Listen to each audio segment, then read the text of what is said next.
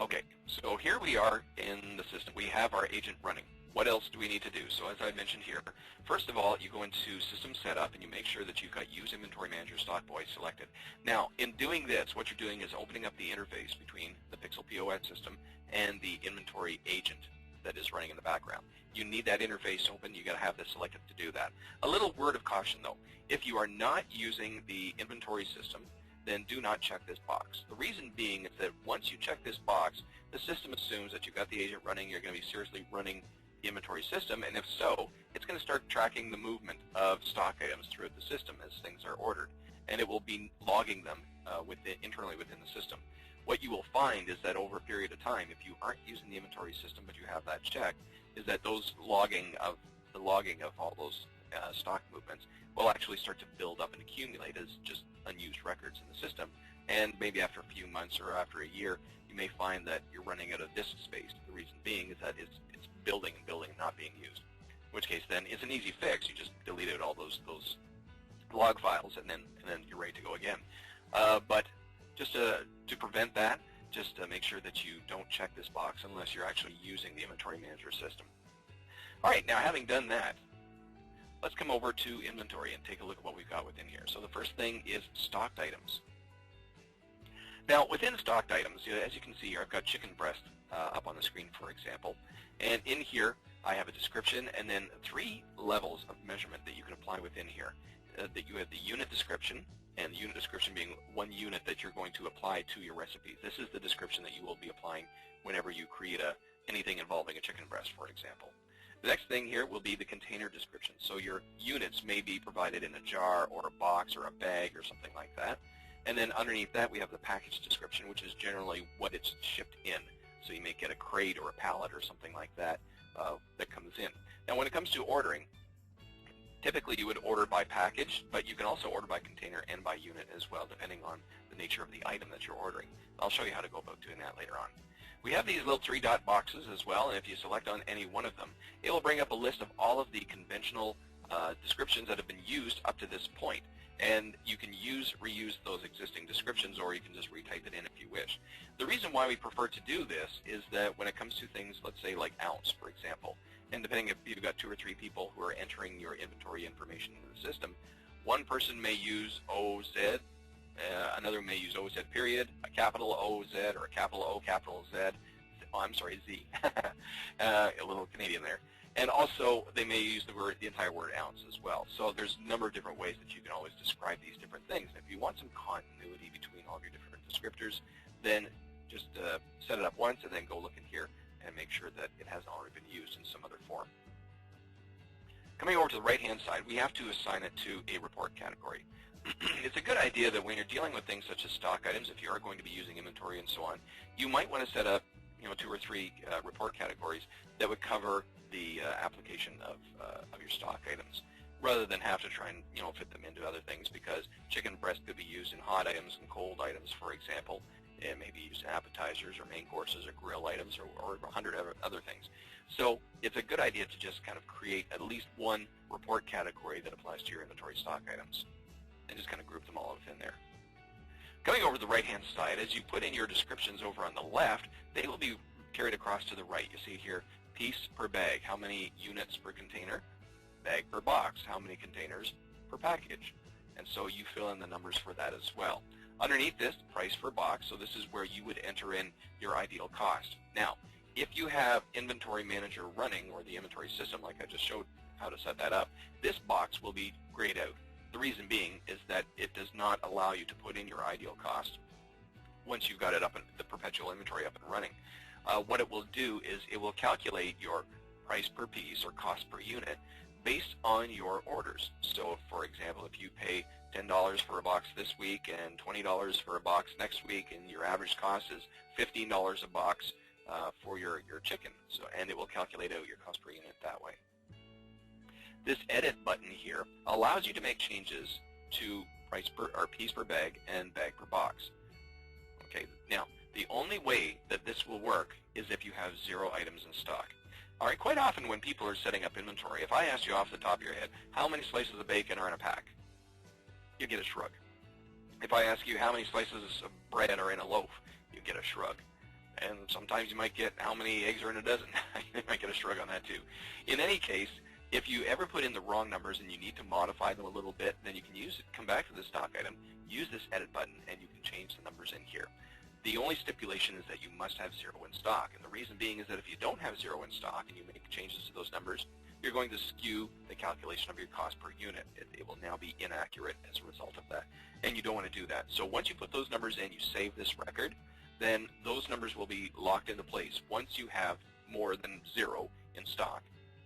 So what we're doing right now is we're just creating the stock items. We're not actually putting them into, like putting a quantity of this item into the warehouse. That's done later on. But once we do that and you have them physically in there, then that's where those numbers will be locked into place. But if there's 0 in stock, you can edit them using the edit button. Coming over to the right-hand side, we also have reference number as well. Now the system will automatically assign a reference number to each of these stock items, and you can utilize that. But if there is some form of reference number that they prefer to go with, by all means you can go in and edit that number and just go in here and just change it to whatever it is you want and go with that numbering system.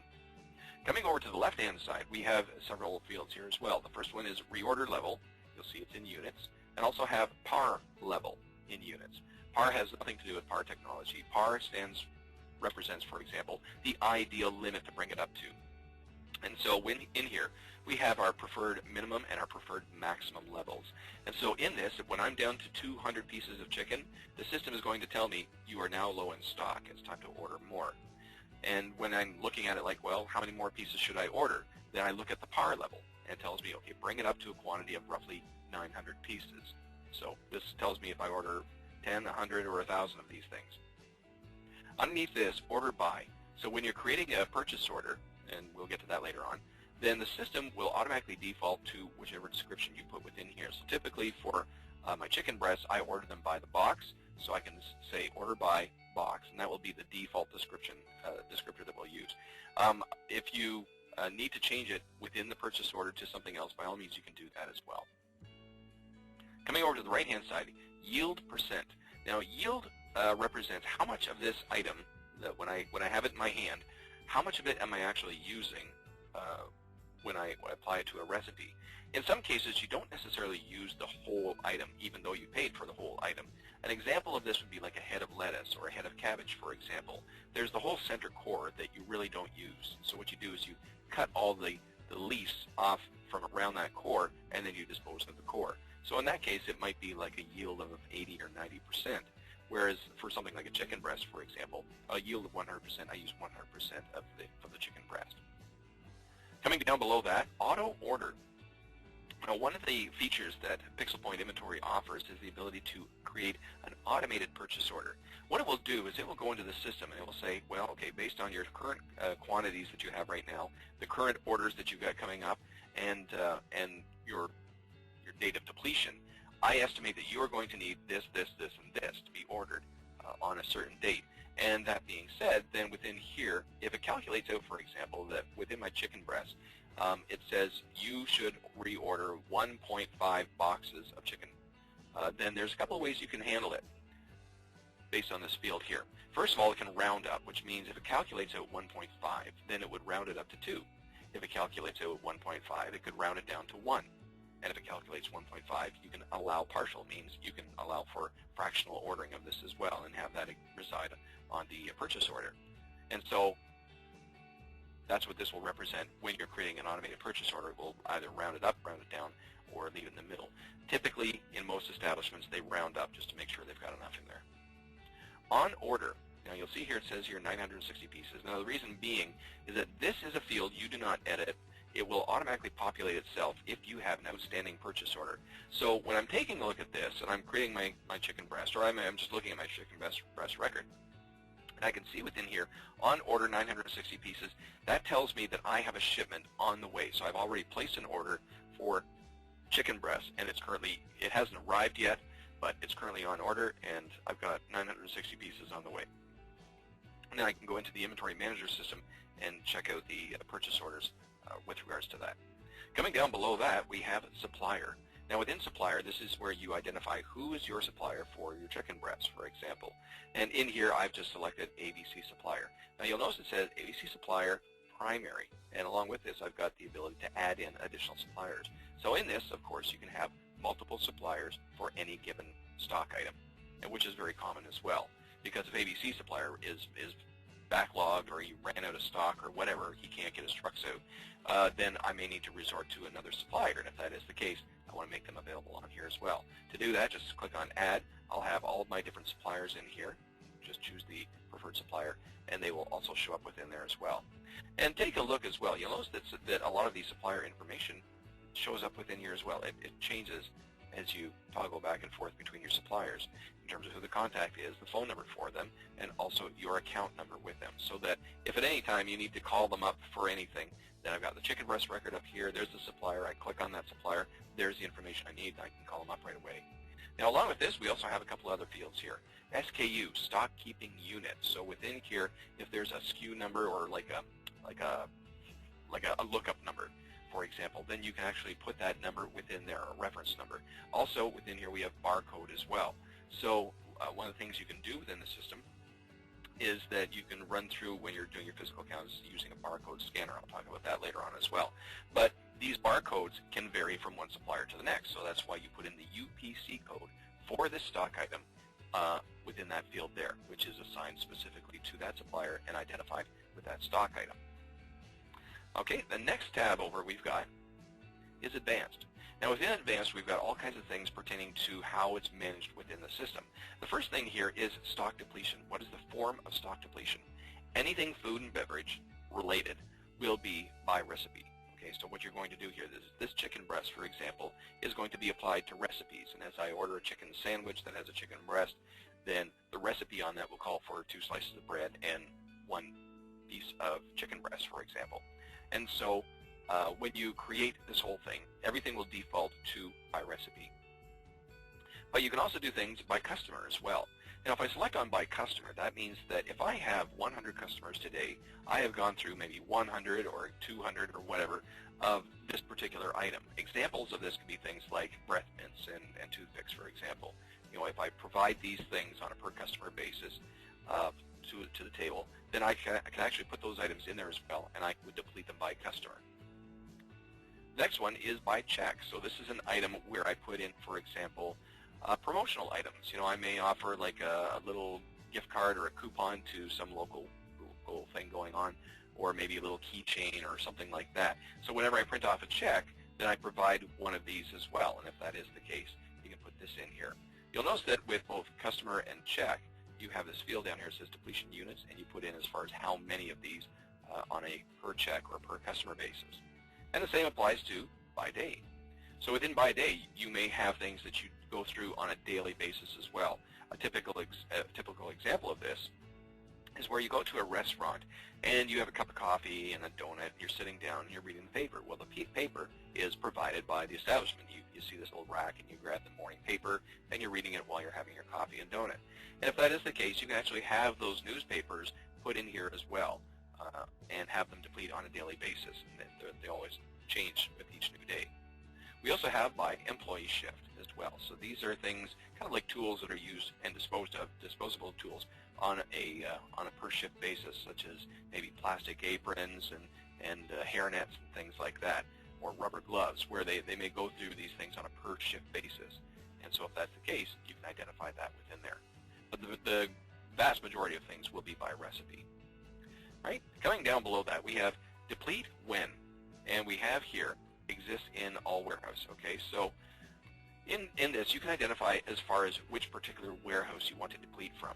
Now, when it comes to the depletion of inventory, especially where a warehouse is concerned, if you can, keep it just to the one warehouse. There is one warehouse that's created by default, and that's the warehouse you work with for the establishment. And if you can, try to keep everything from, or pulling from that one warehouse. That will keep your inventory good and simple. But if you're into a situation where you're pulling from multiple warehouses, then you may have to elaborate a little bit in terms of how you're going to manage the depletion of your inventory. The reason being is that, let's say, for example, I've got an entertainment complex, and in here I've got 3 bars. I got a first floor bar, second floor bar, third floor bar. And each one of these bars has this great big refrigerator behind it, and it's got the big shelf unit with all the liquor up above it as well. And in the bar refrigerator, I've got all my beer and things like that. Now each one of those could be set up as their own separate warehouses. And so within station setup, I'll show you this shortly, you can actually identify in terms of which particular warehouse you are depleting from when you order something from it. So that being the case, then if I am on the first floor and I order a beer, then the beer will actually be depleted from warehouse number 1. If I'm on the second floor and I order a beer, it'll be depleted from warehouse number 2. And that's identified based on the station setup of those respective stations. That in itself is fine until someone says, all right, I'd also like to have a cheeseburger, please. Now, the cheeseburger is ordered from a separate warehouse, which is in the kitchen, for example. You may have a walk-in refrigerator or something like that, where you keep all of your food items. The problem is you can only assign one warehouse to a station, and so when it's pulling from a warehouse, it will be actually pulling from a bar warehouse, not from the food warehouse, in which case then you'll have discrepancies, because then you'll have a quantity of negative 300 cheeseburgers at the end of the month, even though your liquor has all matched up properly. And so what you need to do is actually go in and do an adjustment within your warehouses on that. Now that's all part of, again, the physical count, but there's also a multi-warehouse report in the back to help you with that to match things up. But without getting too complicated about it, as you can see, it can get a little hairy when it comes to working with multiple warehouses. So just kind of be aware that you may have to work with balancing all these warehouses at the end of the month. Sale type is all sale types. Okay, so within this as well, you can identify on a per stock item basis as far as what particular sale types this thing pertains to as well. Because I may have, for example, 2 variations of chicken breast, one designed for my takeout crew and one designed for my dining in crew, for example. And if that is the case, then you can make it sale type specific and have multiples of these particular chicken breasts. You know, because one may be breaded and one may not be, for example. So if that is the case, you can vary that on a per sale type basis. Coming over to the right-hand side, is this item taxable for any of the following taxes? Okay, now this is where you can go about setting up all of your taxation within here. It's really convenient because if you set it up within the individual stock item, then when you actually create the purchase order, that a lot of the taxation will already be taken care of for you just based on the items that you've applied within that particular purchase order. And so in that, for example, is this item taxable for any of the following? So this is where you apply which particular taxes apply to that chicken breast, so that when I order the supply of chicken breast, I know that I'm going to be paying state and federal tax for it. Now, also within that as well, when you do purchase for it, is it included within the cost or not? Okay, so that's to be determined based on how the establishment wishes to manage and monitor its cost of inventory and so on. So that if I pay, $4, for a pound of chicken, and then there's another, 50 cents on top of that for tax, then do I want that to be calculated as $4.50 or $4 plus 50 cents tax, in which case that will determine as far as the calculation of your cost per unit. Coming over to the left, I've got that all done. Coming over to the right-hand side, we've got a few things here. Weight of piece, tear weight of bag, employee price per piece. This makes no sense at all because with what we're working with here doesn't apply to this. But this all has to do with liquor weighing. Okay, I'm just going to save on what I've got here. Let's see if I've got some kind of alcoholic item. Vodka, good. Okay, so here we are with vodka. So what I've got, I'll just kind of give you some orientation on this. So I put in vodka, for example. I sell vodka at my establishment. The unit description is ounce because I use 1 ounce or 2 ounces or 1.5 ounces of vodka as I'm calculating my different cocktails and so on. The container would obviously be a bottle, and I order it by the case. Okay, here's your minimum is 1 bottle of 40 ounces, and you want it up to maybe a quantity of 10 bottles, for example. Now, coming back over to advanced, you'll see within here I've got weight of an ounce, and I've got 0.2, tear weight of the bottle 4.8, and the employee price per ounce is 0.19. Now, what these 3 fields have to do with is liquor weighing. And liquor weighing is a means of which you monitor how much inventory you've got within an open bottle of alcohol.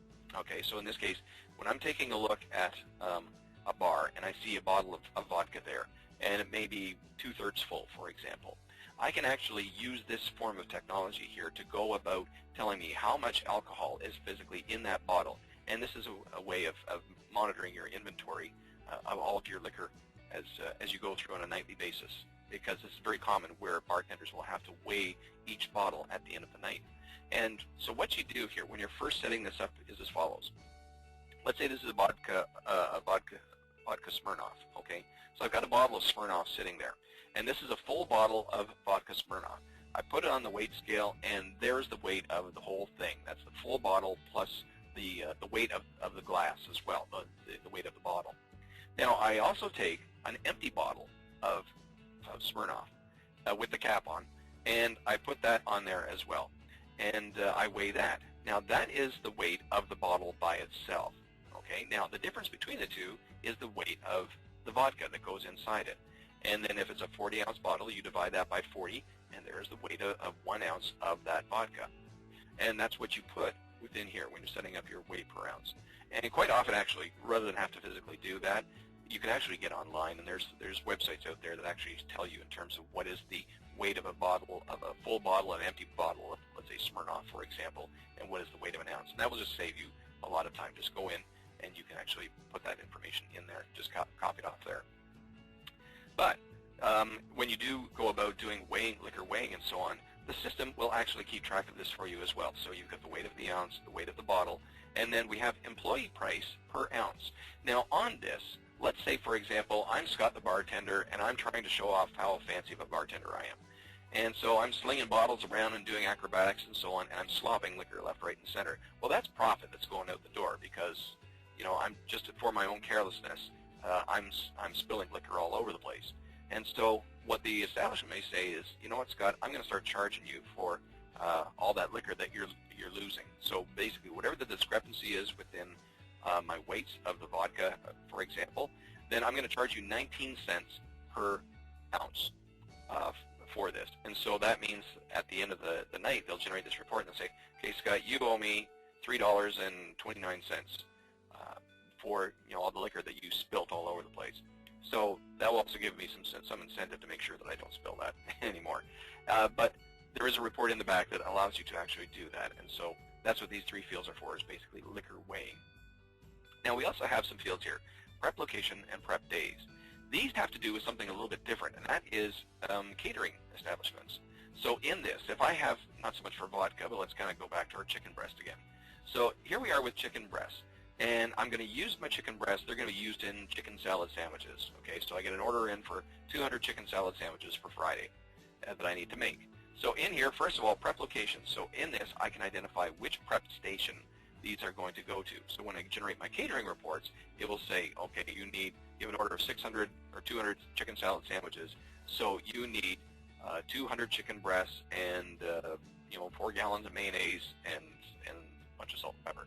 And so all that stuff will be allocated to prep station number 1. So when you're generating the reports, it'll be identified to that proper location. We also have prep days. Now in here, I may need to put in something greater than 1 or greater than 0.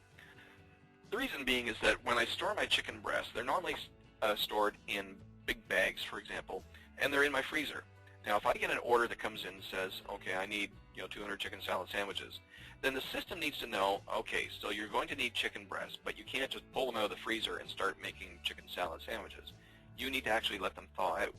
So in here, you put in prep days. How long will it take me to use this chicken breast from the way it's stored to the finished product? And so within here, you may put in 2 days. So day 1 will be you take the chicken out of the freezer. Day 2, you make the chicken salad. And so this will affect in terms of the timing of when those reports are generated, because when I do say, for example, I've got an order for 200 chicken salad sandwiches on Friday, then that means on Wednesday, the chicken breasts need to be pulled out.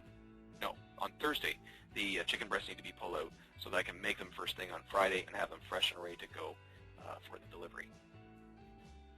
Coming down below that, location and level in warehouses. Now, if you are, once again, working with multiple warehouses, you can actually identify on a per warehouse basis how much you've got in stock within each one of these. And so within this, you identify that, let's go back to bars 1, 2, and 3 with my vodka, for example.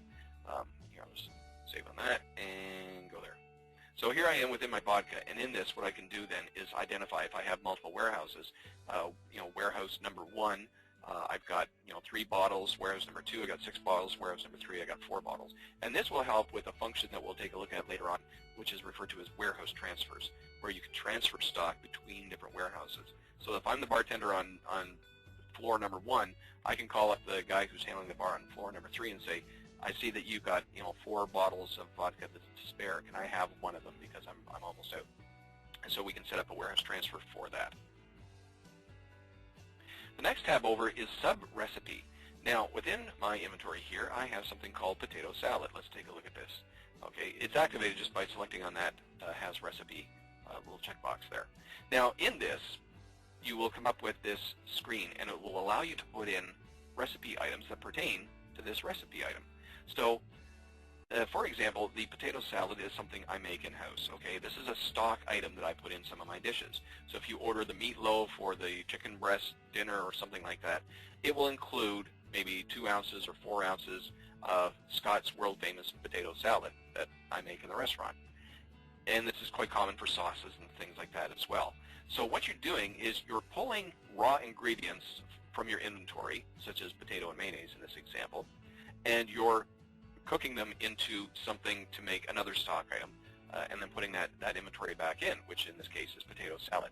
Now we have a process set up with Inventory Manager that does all this depletion and re-inputting of inventory for sub-recipes of this nature.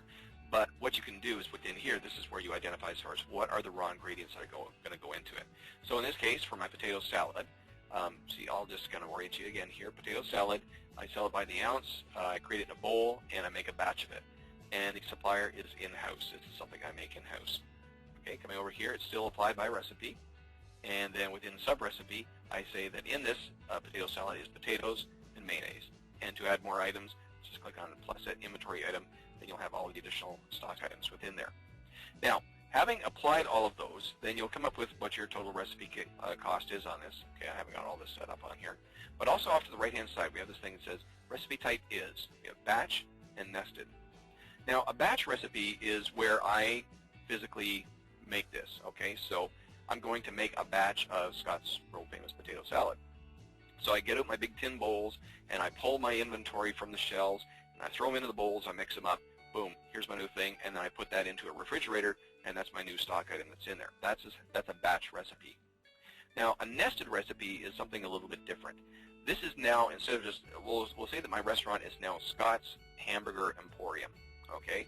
And on this, I have 42 flavors of hamburgers that I make, okay? And it'll be all different toppings and stuff like that. Now, all of my hamburgers have their own recipes. I have the Canadian burger, the New Orleans burger, and the Chicago big beef burger, and whatever else. And each one of these has their own recipe. But within it, they're all working with the same base ingredient, which is a basic burger. So if that is the case, then I can create a nested recipe of a basic burger, being a hamburger and a patty, okay? Or a hamburger bun and a patty. And from there, I've got all my variations from it. So rather than have to recreate those specific items for my basic burger and then applying in all the other ingredients and so on, I can create a nested recipe item called basic burger.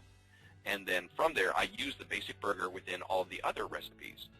So then I would have basic burger plus Swiss cheese and mushrooms for one, and basic burger with hot peppers and chilies on another. And so that's how you create a nested recipe, and just saves you having to re-enter all that over and over. The example I used of a basic burger, you probably wouldn't do it for that because it's just 2 stock items. But if there was any special ingredients and flavors and herbs and spices that I put into it and so on, that could get a little lengthy. So that's where you would want to use a nested recipe in that case. How to make. So within here, you can now put in some how to make information on this, because I am now Scott the prep guy who has never boiled water in my life, and I'm told to make 200 chicken salad sandwiches. So if that is the case, then I may need to know, well, what do I do and how do I make it look? So within here, first of all, you can have an image of the stock items. So this is what it should look like by the time you're done, is something like this. And along with that, you have the how to make instructions on here. So it may say, for example, pull out the chicken breast, let them thaw out, chop them up, and then cook them and mix them into something else, and so on. And all that information will go within here. So this way, if I'm a complete newbie, I've got instructions here on how to make it. I know what it looks like as well. And user-definable fields as well. So you can create these if need be. Once again, you activate user-definable through policies. And within policies, you have this thing here for show user-definable fields. And in this, I've just created a couple, one called food color, one called temperature, and from this you can just do whatever you want to do. Okay, and so that is all the settings in there for creating a stock item. Now, in this, you'll notice that when you save the record, you've created a new record, then you will have this button here made available called Create Recipe Item. Now, you can use this or you don't have to use it. You would use this in situations where you need to use it in post-inventory usage. Okay, now let's think back for a moment. I was talking about post-inventory usage is one of the function buttons in the function menu within a transaction at the front end. And I had indicated here that you use post-inventory usage when you want to do a manual depletion of your inventory from the front end. Specifically, for example, when you're working with a buffet. Okay, so I've got an all-you-can-eat buffet. At the end of the night, I go to the chef and say, "Chef, what did you use in this buffet?" And he says, "I used 3 bowls of Scott's world-famous potato salad and 2 heads of lettuce and 16 pounds of cheese and 4 pounds of cold cuts and 32 eggs," and so on and so on. So he tells you, gives you maybe a list of everything that was used within the buffet. And since there's no set recipe to a buffet because everyone's plate is different every time they go up, then you need something like this where you're going to say, okay, this is what was used in it. And so from there, then in the front end, you go in and you would create an empty check, and on there you would post all of those items. Now the thing is, you're not actually looking at the list of all these different stock items that are within here because the system just doesn't recognize that. What it does recognize is products. You order products on the system. So what you want to do is make sure that for any item that you create that you want to make available for that, you actually create a corresponding product item within the product setup screen using the type of product, a recipe. Remember I talked about recipe item? So this is basically just a little macro button, and what it will do is it will automatically create that recipe item for you. All you have to do is just click on it, and that's it. It's done. Now, what has just been created? Well, let's take a look. Let's go over to Products, Product Setup, and within here, I might have to scroll down. There we go. 99 equals egg, 99 equals potato salad. So here is the item that was just created when I clicked on that button. On this, it creates an item. It says 99 equals. Okay, so that will tell you right off the bat, first of all, that this particular item is a recipe item that was created automatically through that function. The second thing it does is that it clumps all of these different items together so that when you're taking a look at the master list of all of your products in the system, everything that begins with 99 equals, you know, is a stock item. And the system also uses this as well as its filter. When it goes into the post-inventory usage function, it actually looks for that as well. Take a look at the type of product, recipe item. So this is all you need, is just the description and the indicator that it's a recipe item. It will need to assign it to a report category, which it takes a look at within product setup, and then also, or within stock item setup, I should say. And then also within here as well, it will make sure that it's assigned a value of $0 as well. Because in doing that, when you go into post-inventory usage, you don't want these items actually assigned with a dollar value. And then in there, you just go in, you select on the items, you close it off to $0 cash, and then your inventory is brought in line. You've done a manual depletion of your inventory from the front end to accommodate that.